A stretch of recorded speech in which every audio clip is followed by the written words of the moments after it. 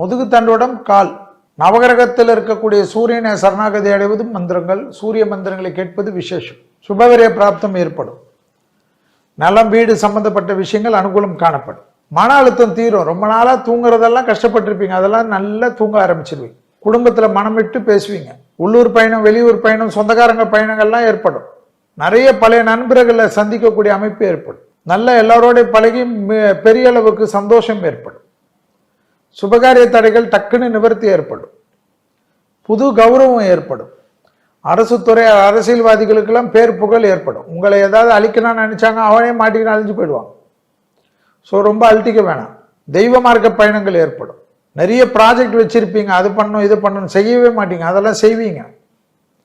நல்ல வேலையாட்கள் கிடைப்பாங்க.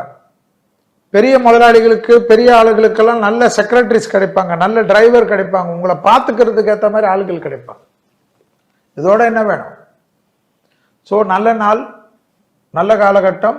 பங்குனி மாதம் மேஷத்திற்கு விரயங்கள் அதிகமாக இருப்பதனால் வியாழக்கிழமை மதியம் 1 to 2 மணிக்குள் யாருக்காவது சாப்பாடு வாங்கி கொடுக்கறது விசேஷம்.